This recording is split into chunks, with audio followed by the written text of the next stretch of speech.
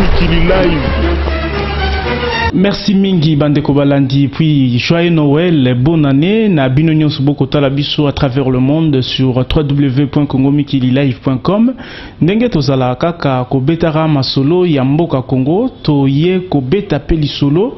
Oyo etali déclaration signée entre le gouvernement congolais Naba M23 tokobeta mwa masolo actualité ya mboka oyo ezali pe kotungisa ba congolais mingi na mitu balingi bayeba c'est quoi ba réalité ya mboka na biso tokosolango na moko ya molobeli ya ba congolais député national honorable Basile Olongo yende invité na biso akoyanola na mituna na yango bozali na avantage ya rotika la toujours connecté Pobolanda maye honorable député national ya opposition ya mboka Congo akoyanola na mituna na biso sur toutes les questions d'actualité. Bonjour honorable Basile Olongo. Bonjour Kadafi. Et c'est moi mingi te retrouver au Lissoussou, bien que déjà session parlementaire Bokangi, mais ba congolais bazali na mituna ebele kotambola bango na mtu s'il faut kozonga moi sima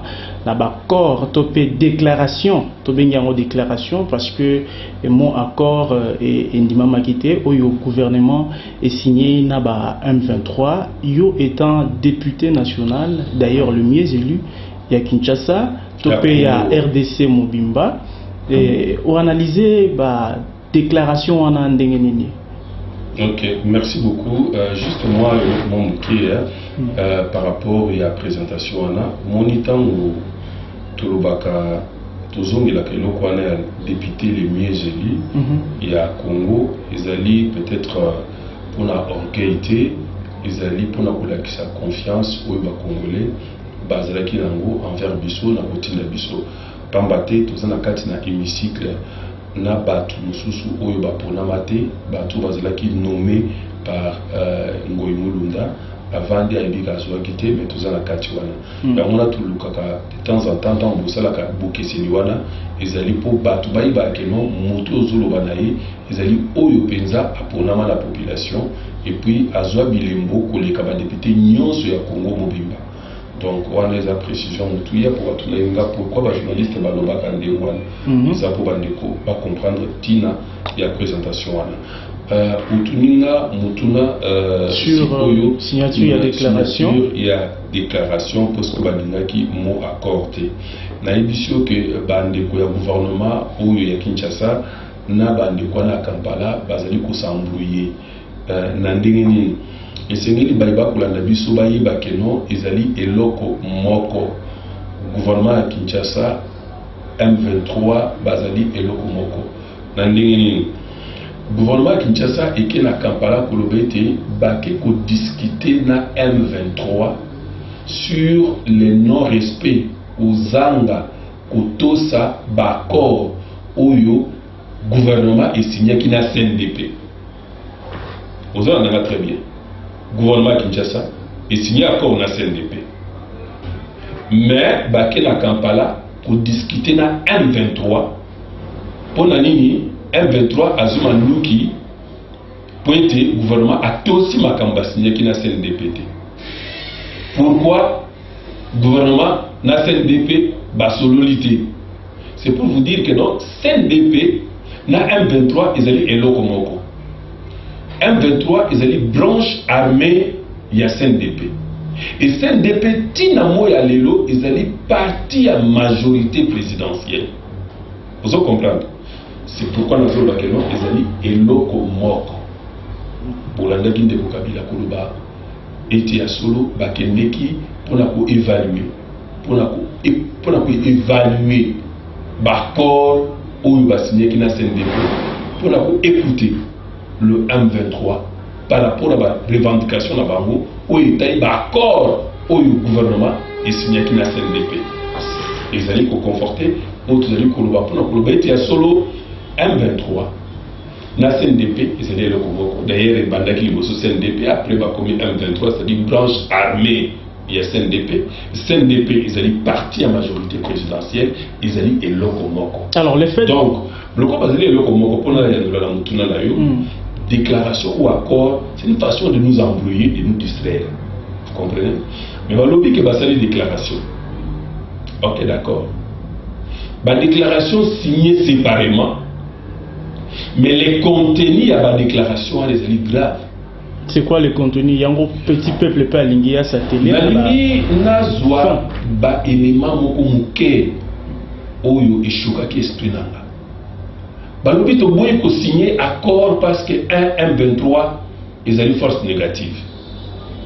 To boye ko signer accord na M23 parce que to stolongi bango sur terrain. D'accord. Mais na kati ya déclaration wana ezali koloba manini na maibatali bozongi ya bakimaki ekolo na biso o babengi na lopoto te ba réfugié o bakende ko bazali kozonga esengeli gouvernement na biso na M23 vous comprendre oyo force négative wana bavanda ba créer commission pona kotala likambu ya moko na moko baiba kozongi pa na biso. Est-ce que vous êtes là? Ou autorité à l'État? Yami Bali, Namaïmatali, conflit foncier, di Kambo, Tobuna Kamikolonio, so Kembo qui était Kamate. Ou Italie, conflit foncier, Namoni Lambo Kanabiso, et Sengeli, Mbulamata de Kolonabiso gouvernement, Nabaïba M23 Bafanda, Pona Kotala, Nini Bakosala, Mabelo Ezea Banani. Nana tika kete nyoyo oyo kokende pa na nani parlement na katite. Est-ce que vous allez comprendre? Nalobaki na ministre affaires étrangères na boye na assemblée kuna nalobaki na ponanga bakokai kokende kuna te po ete ye moko asalobaka mokolo moko ke tokokende susu Kampala te, et puis eza na tina te ya kokende ko signer l'accord ou bien la déclaration. Il va signer la talisio rien que va point mi-balé. Mais pour les uns, ils ont paru gagner parce que M23 a insisté sur l'accord, mais le gouvernement a insisté sur déclaration, alors signé au gouvernement Salaki. Pour les uns, le gouvernement a pesé pour que M23 a se plié dans la décision. Ozo monake esengeli batebele oyo bazali ko kamba pe ko tinda makoluka ete bakende babisika wana bazalaka na oyo tobengaka technique à négociation. Ngana zwaki privilège wana ya kozwa formation wana na centre Nganda na délégation française oyo eyaki awa baponaki ba leader po ete bazala formé na oyo bengami technique à négociation. Na tango zo négocier na motu il faut ko yiba ko comprendre ba posa na ye ezali wapi. Et M23 délégation ezali kuna bazalaki mayele belé. Ils ont mis la barre plus haut pour na koloba que délégation ya Congo ya gouvernement et ko s'accrocher na biloko ezali inutile, c'est-à-dire dénomination à document, accord, déclaration, mais le contenu. Bango se dit que non, ils allaient Paris gagner pour la Bango qui va signer déclaration.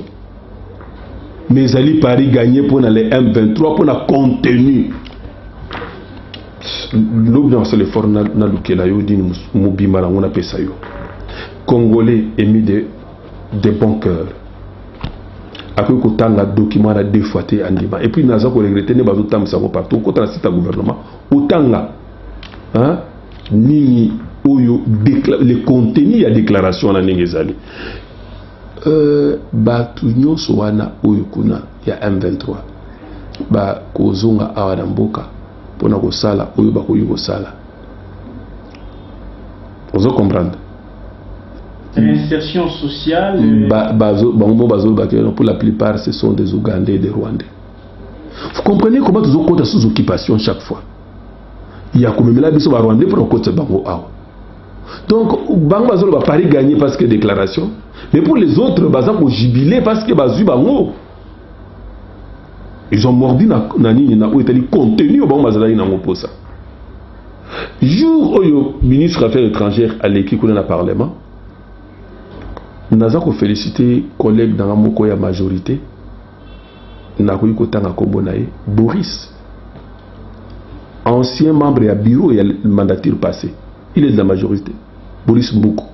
A initié le dit, est-ce que yo autant de contenu à Makambo yo bozo kene ko signé? Ngana batise koloba na yete. Soki babenga ki eloko wana déclaration, c'est que le gouvernement congolais n'a signé. C'est comme si nous avions qui prophète. Batouana on dirait bayoka kingai. Babitika ton dima ke babi ngo déclaration, mais les contenus restent les mêmes. Wapi souveraineté ya Congo? Wapi autorité? Otozoloba awa ezali yangote. Ba opposé bango. J'ai suivi hier une chaîne de télévision. Le gars, un de vos collègues, opposé à un conseiller et à présidence, opposé document wana. Est-ce que vous êtes là normal makamboyo? Donc rien que ma point où on attend le règlement va contentieux, conflit foncier. Ndeli comme trop bagaboté comme abelé. Comment gouvernement a M23 dans la commission pour nous la mabelo les sols et les sous-sols appartiennent à l'État congolais. M23 comme parti politique légal, vous vous sentez tant député à l'aise de fonctionner dans votre pays avec M23 comme parti légal? Mais c'est regrettable, mon frère. Je suis déjà mal à l'aise en fonctionnant avec les CNDP. Au bas député Nebazana 4e cycle. Parce que Bazali Ozoa, Bandeko Bazali Angambo Okuna, sans passer na Rwanda, Ouganda, sans que l'examen na voie normale, ils font deux Batunakat Namboka. Yango Zomona Batumingi. Baleke na nzela ba concertation on a pour appuyer et le qu'on a double nationalité bazuki nango mbangu tout ça pour nos frères au balongwa mboka pour na pasi ke bake ko luka ailleurs na poto na France na Belgique na États-Unis na Canada tout ça ça se comprend mais yo zala congolais té oza rwandais oui awa obi komi congolais aussi va péter le Bosco Tanganda, comité colonel général. C'est là où le bas blesse. Oye, ok, tining ok, au commis, nani, député. Tout fonctionner, oye, awa, ok, yo Kadhafi ko ke na Rwanda osali parti politique. Pour ça que vous voyez là on est, pour nous c'est un parti politique na Rwanda. C'est ce que le gouvernement on a gonflé l'effectif et à 1500 d'ailleurs pour la plupart ce sont des Ougandais et des Rwandais. Mais c'est le même gouvernement qui a signé une déclaration pour exercer l'activité politique à Wanakatiamboka. Comment vouloir une chose de son contraire, mon frère? C'est triste. Moi je ne serais pas à l'aise d'évoluer avec les non-congolais Oyo Bazana Katiwa. Sur une chaîne étrangère, tout le monde écoute l'article Moko Baskomi, Balobi, prochain gouvernement, soit gouvernement et la cohésion nationale, le chef et la M23 serait ministre et à défense, je ne sais pas si vice-ministre à défense. C'est possible?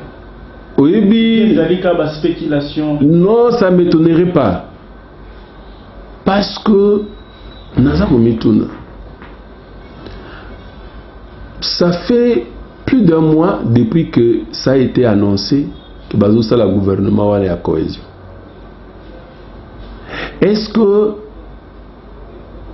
Ezalaki et Lokomoko Boakamaki Kaboye na Moupepe? Non. C'était prévu qu'à son temps là, le gouvernement en Israël. Mais pourquoi ils ont bimaté? Il y a des problèmes. Il y a des problèmes. Bakome Melabiso, Batu, Oyo Bazali à Congote, pour na kokota na kati ya gouvernement. Et pourtant, Nangambouana, il y a des Congolais, Oyo Bazali na M23. Oyo Mobeko zolo bakeba wi ozonga librement na Congo basala bakamuna bango. Mais il faut autant l'année bazo compliquer bango. Mais par contre, pour les autres, on vous dira, on va voir Sultan Makenga, même Sazo Bazar Rwandais, à Koyuroya, tout ça. Bah. Ce n'est pas normal. Ce n'est pas normal. Ngaïe Gwetoni Ngaïte, qui bazoua, tu y a M23, pour que Bazala. Un journaliste, ministre. A lobby que guerre nyon se souka kakana entente, attaque sali 1000 ans et souka kakana accord, boyokani. Donc vous n'avez pas à tenir, vous ça veut dire opposition, vous n'avez pas à tenir rigueur dans le gouvernement. Le fait, il y a kondima pe namboka et réinsertion, il y a force négative wana. La vie active de vie sociale. Ezali pe na batu ya boanya oyo baloba, celui qui veut la paix prépare la guerre. Vous comprenez? Et problème nanga munene ezalaka, il y a négligence, il y a eloko wana. Tu prépares la guerre te, et tu linga doza na kimia. Vous comprenez? Et na kondo maréchal Mobutu asalaki makasi mingi ya koformer batu na musala soda, tozana ba breveté d'état-major ba oyo mona wana, tozana école oyo ya ifo oyo ezalaki ko fonctionner malamu ko bimisa ba soda oyo ya solo, tozalaki na armée de terre na armée de l'air oyo ezalaki ko fonctionner ya likolo ba mirage na ba sukisa avec batu ba pilote lokola ba mbo na ba ilunga maso wana ba Uganda ba Rwanda bazalaki ko kosola ata mukete achacha kwi ata mukete lelo oyo oko négocier comme nous avons négocié en position de faiblesse. Oui. Est-ce que ils allaient rassurant que paix et zongi? En position de faiblesse, selon l'honorable Basile. Oui, en position de faiblesse, c'est-à-dire quoi? Il fallait que non, pour Yokani ou Yesalemi, ils allaient ememami naba Congolais. Mais ils allaient Bouyokami forcer ou Yetindami na communauté internationale. Yo so mona mutu oyo yo beti. Ningi to beti M23 boy. Toko baga ko bonde là-bas. Ngana beti yo bomi batu na ngana beti na bengani yo na continue ko bondela yo kena signé na ba mikanda soki communauté internationale tout moni ba défilé o Isalemi awa e ba Mary Robinson awa tout moni yango to sali ko comprendre to sali ko sosola soki to sali ko loba que non négociation oyo que non ki bomoto ya ba congolais elungwa non tolingi angote te ya solo tozana mampinga ya solo misolo belé. Il faut pas rendre compte d'ailleurs oyo bimi na Kampala, il faut yeba yango que le gouvernement congolais n'azali ko supporter ba M23 kuna kolia na bango, kolala na bango, kosukola bilamba na bango, ba sapatu, ba nini, ba ambiance na bango, tout gouvernement nous avons en charge. Même il y a facilitateur gouvernement, carburant, bambongo na bango, yanini, ils ont tiré cette histoire à longueur pendant une année. Quelle charge! Mbongo ane fallait ekota esunga mampinga na biso. Tout sumba taba mirage mi balete. Tout sumba taba hélicoptère. Oyebi na ukamisa yo pour que tokene na Kaemba. Na ileko bangolais bazwaka mabele na biso kuna na est. Poto koma na délégation na Chaimbwanda na Chakadiata. On était bloqué. Nzele zelagate, nini zelagate. Il fallait tokene na hélicoptère présidentiel. Yali bosoye itombampal, ivandi na mukuna. Yami balé iye ya président yemoko. Ndime makibiso poto kende. To comme na Chaimbwanda ba hélicoptère ya police angolaise lokola ma banki likolo. Plus de 10 Il y a la police. Pendant que Bissot Touzanango attend mon côté. Est-ce qu'on veut comprendre? Ça coûte combien au sommet hélicoptère pour l'armée, pour la police? Vous avez dit que ceux qui tolingi kozala makasi, il faut tozala organiser toyoba eloko tozolinga. Na 2013 oyo tolandaki tango tokomi na 2012 na congrès oyo salemaki et puis na francophonie oyo salemaki awa na 2013 président de la République koloba on mettra beaucoup de moyens na ngambu ya armée na biso pour na armée na biso ko moderniser et comme aboy. Malheureusement. Preuve, babouté M23. Non, nazoya likamba M23. Malheureusement, naïko constater que non bon il fallait chama pour la armée. Mbongo eke na concertation. Concertation et melibiso et le côté. Ils arrivent préviter. Melibiso pas problème. Les lots tous a esika autozali budget to voter en côté to mokende. Olobi na balongi M23. Troisième tranche. Non, olobi balongi M23. Il faut oyer bayango par la volonté de la communauté internationale oyo étudie d'abord une armée étrangère des armées étrangères ba Malawite ba Tanzanie ba Sud-Africain pembeni il y a forces armées congolaises nde eloko andike liboso biso to mesana awa na ba ordre na ba contre ordre te to mesana ngo awa to yezaki na tango fort tango zaki na ba forces étrangères te quand même armée tokenda wapi tozaki na mbuza mabe tobengana muke ba Rwanda moko ba CNDP tosuka wapi bazonga mbuza mabe aza wapi na mabele tango fora za wapi babi azosamba ozomona soki bandeko wana bazalaka te ba contre ordre elingaki epesama. Ce n'est pas que basoda na biso bazali makasi te bazali makasi mais soki bapesi bango ba moyen oyo esengeli mais okomona eloko oyo kosalema pour la plupart bazo diriger ba commandant région banini nyonso wana pour la plupart ce sont des brevetés bato oyo mobutu atindaki formation ba ozomona wana donc bano mutu evanda lokola ba général olenga bazo ba breveté bato formé penza ke no pona bitumba mais makoki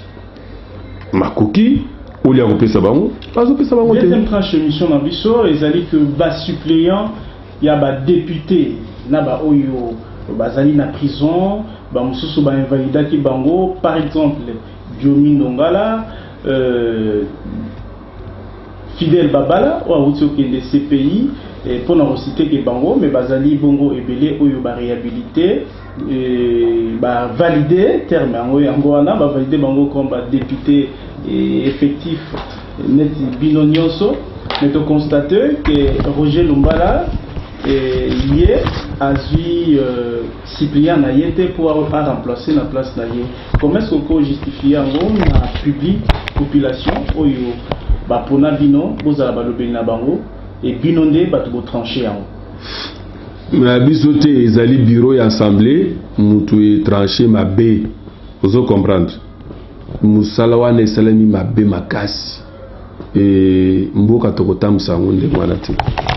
Cameraman no aza kozwa oyo ezali constitution ya mboka oyo ezali constitution ya mboka na biso na article na article 110 il y a constitution na biso pour permettre na kotanga ngo rapidement.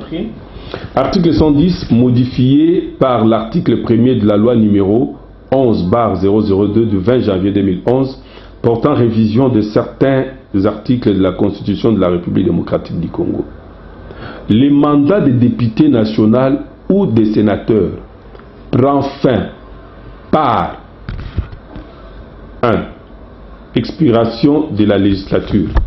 Mandat ici, après 5 ans, en 2016, awa, et 4 années. 2. Décès. Okufi, et Sili Ponayo, mandat Nayo, et Sili. Démission. L'obité, Makambo Yeswe Souka, le roi Makamba Boeza Malamte, la côté lettre Nanga, a démissionné, la Tiki. Empêchement définitif.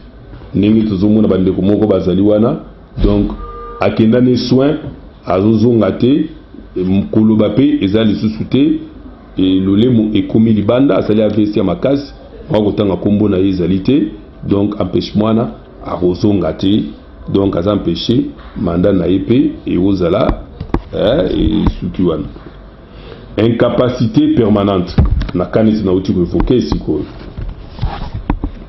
6 absence non justifiée et non autorisée à plus d'un quart de séance d'une session wana balobaki ka neti ya Lumbala neti ya Tshisekedi neti ya batu mususu oyo bango batangaki Diomi et pourtant na lo oyo au moins na tchango point il y a des gens oyo ba absence ta bango ezalaki justifié te mais bango ba ciblé batu oyo ok Castellane Etienne ba ciblé Roger Lumbala Jean Diomi nani Chilombo Tshisekedi etc.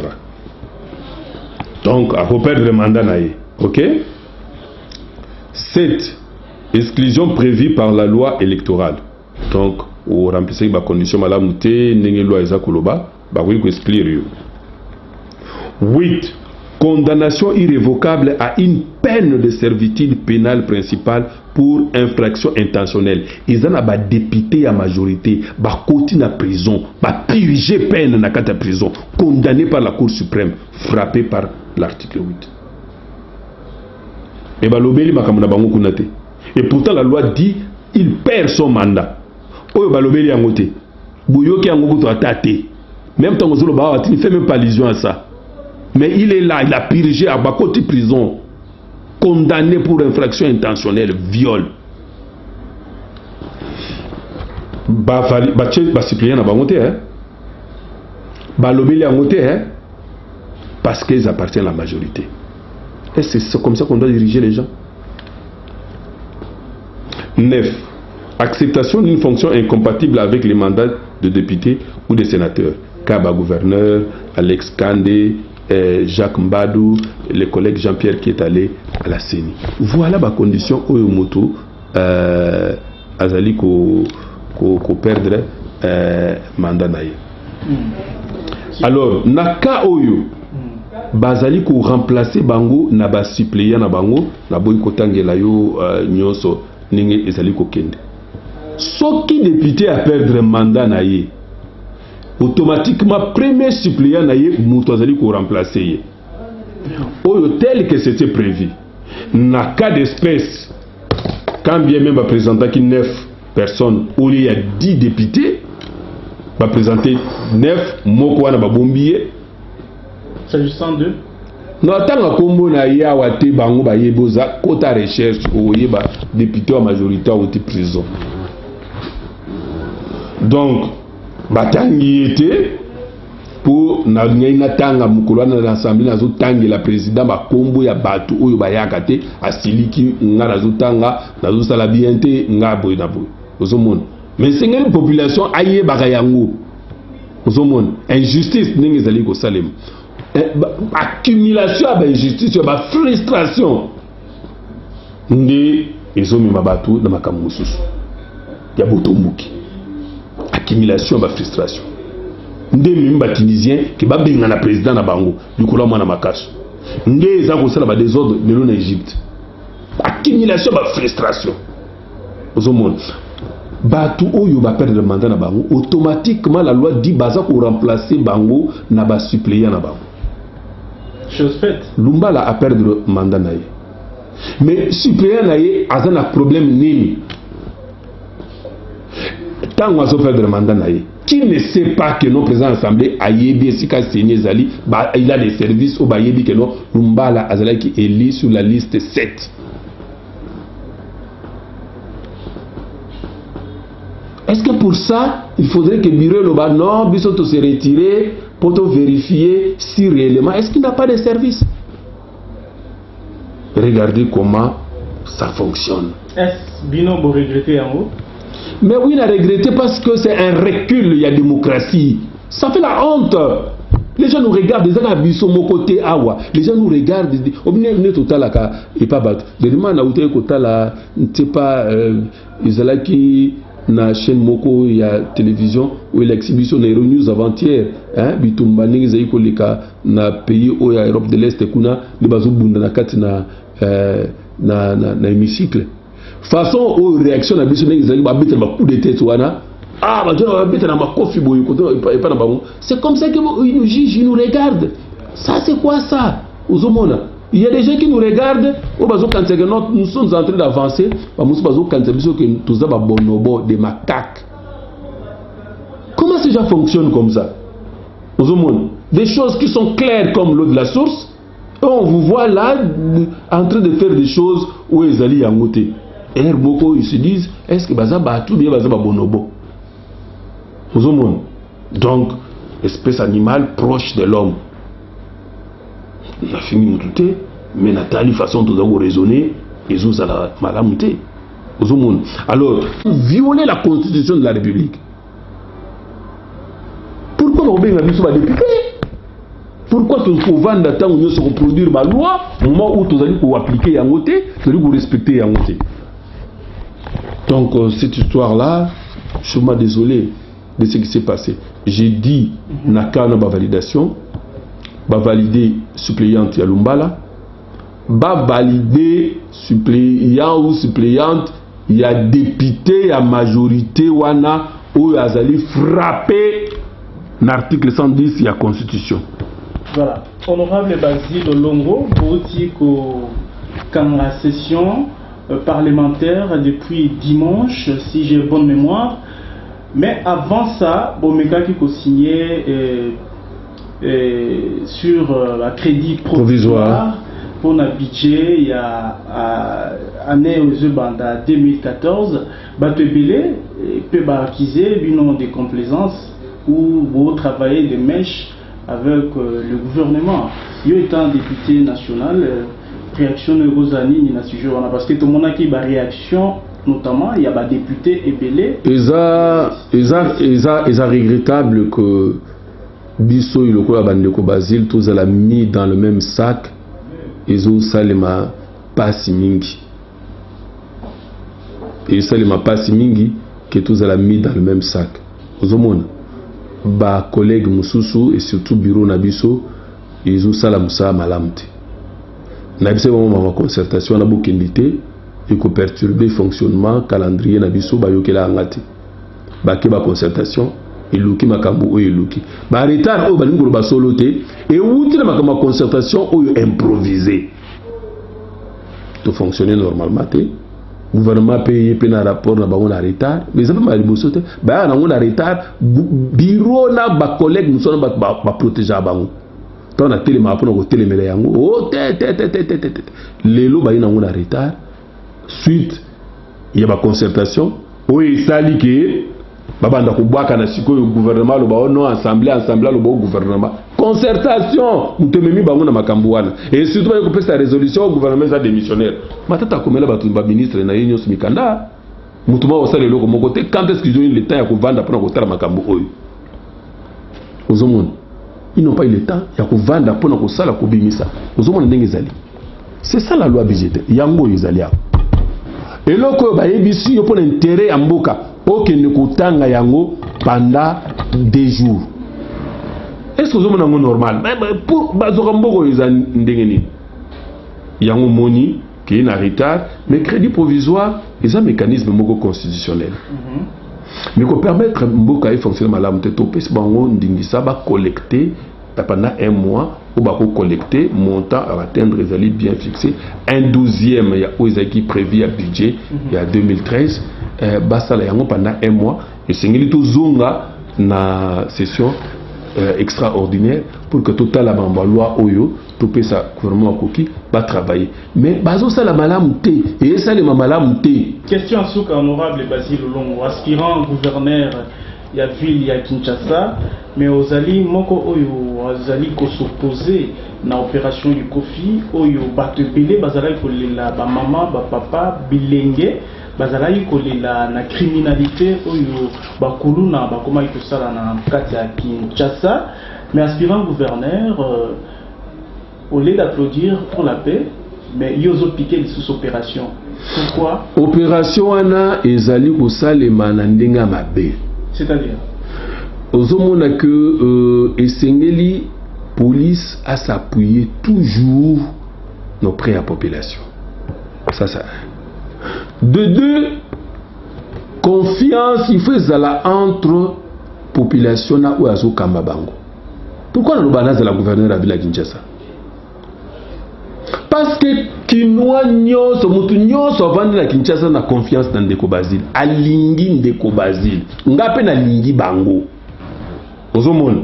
Donc mariage wana ou ezali entre ngai na ba Kinoa ezali indissociable. C'est ça. Mariage wana.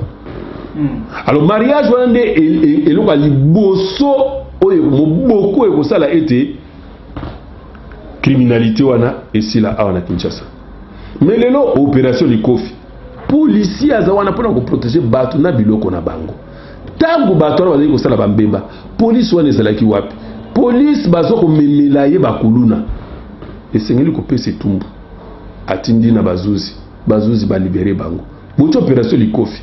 Mais moi associé kaka même population wana pour bosala kanaye opération likofi. Pourquoi policier a okene komisa lela ye moko? Conséquence nini? Olamuki ya okuti bembe. Ozongi ya okuti bembe. Obaluki ya okuti bembe. Nazada esengo mingi ya kolanda porte-parole ya gouvernement na émission ya Salina Simplice Kalunga pour reconnaître que non il y a eu effectivement bavure mais batouana ba kosambisa bango pour être pesa minzela na mutu moko te aboma mutu sans que mutu wana basambisa ye. C'est ce que j'ai déploré. Ozomona naza gouverneur la Kinshasa na kondimate que no lobby mbala muka nakuta nanga bakufa ne bazokufa na nini na ozone bibembe na terrain municipal bibembe kuna na masina bibembe ulamuki na tongo bibembe awa na lingwa la face IBTP bibembe eza yangote quand même eza yangote. Mais même opération oyo ba criminel wana bazalaki ko sala opération wana osko yebi origine koluna parti moko na mboka oyo pesa ba machette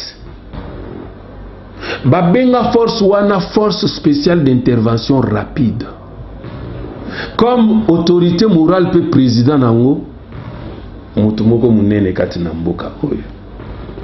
Je me rappelle dans une de mes émissions natunaki actuel gouverneur, est-ce que avec rang ya gouverneur vous avez besoin ya kozala na milice? Vous avez besoin de la milice? Est-ce que police et coquille ne te suffit pas? C'est très dangereux, c'est qu'il faut interroger l'histoire. On a dit à l'époque, vers l'élection, que non, il fallait qu'on combatte, qu'on contrecarrer les combattants. On a armé les jeunes gens de la machette. Vous savez, on s'est rappelé, Banane Baye Kotumba, chaîne d'habitude à RLTV. Ces jeunes gens-là, aujourd'hui, ils sont incontrôlés. Baninga Moussou Bazomo na bango na machette. Balobi tikato somba batramotina. Et si là, dans le magasin, et c'est comme ça que c'est répandre. Bandouko kata batuma boko. Combien de fois l'accès à l'image, il y a batuma kata batuma boko. Nazali moko, si pas le seul député où Nazali marche na population pour na contrecarrer Kuluna. Na que tient pas procureur, que notre na kalamu. Pour na Kuluna. Je suis contre loko wana ya Kuluna wana na telemela ngo makasi. Dans la kisa procédure on a la kisa qui kosalela mais ba ça il a on ma bé ya on a zoli dans lombango penza que na zwa ville Kinshasa Kinoa sepela na pesa ki likanisi ba yoki yango mais bozonga botuna lokola bancarisation ils ali kanisi nanga ba tu nyoso baza na ba compte na banque bazonga batuna ngai likanisi yango ya yezela ki ndenge nini. Au moins coup de chapeau na ministre Maj Simba qui reconnaît jusqu'aujourd'hui à l'époque Matata Zaki ministre de la finance andimata na yibisi abi les connaissances de sala o ezali malamu tikana kende. Moi j'ai amené batu banque au tembe ti na bandako pour ba fungula batu ba compte d'abord bayo kelengi mutamto za na compte mbongo esirikila alibanda te même ba maman bazoteka makala. Merci beaucoup, honorable. Merci Ndeko Kadhafi. Yomono yebo yokeli bela oyali susute. Ba tu bazana posa na zozo ko ba pele bele ba poto ba ndeko bazi tuzo na posa toyoka yo oloba toza ba information ya sika ndenge mboka ezali kotambola nakoki kosisa maloba oyo te sans koloba moke mpona honorable Eugène Diomi Ndongala oui 10 secondes vraiment pour que ndeko wana azosouffrir azobela na kati ya prison nde makambo tuninga ya mboka na biso mutu azobela na ndenge wana bazolinga te azwa soin abima libanda mpona Coutinho la même chose ozomona oh non abimi te totie kombo poste no ezalaki te tu vois. Et aujourd'hui, bateau, babimisi, bazui grâce présidentielle, ne bango wana, bake bazo buma bato baki santu banini, o tokangi bango, ezali babandi. Mais bateau, basengeli ko bimisa. Oui, sengeli ba mamboka liboso, ba owana babimate. Merci honorable. Merci beaucoup honorable Basile Olongo, puis naba internaute, naba téléspectateur, au bazui occasion ya kolanda biso, tozali wana ndenge ka tolobaka poto betara masolo amboka na biso en toute liberté na banzi maye honorable Olongo Basile la lobby et engagé kakaye mais souci na biso ezalaka to komisela bino ba voix topé mingongo ya ba congolais oyo ba monique bazali na maye ya ko réfléchir po na mboka na bango. Merci na bande ko nyonso ba ko soutenir biso un peu partout puis na Mardochim Mbombudi oyo asimbi caméra tukutani mikolo ezali koya Mikili Live.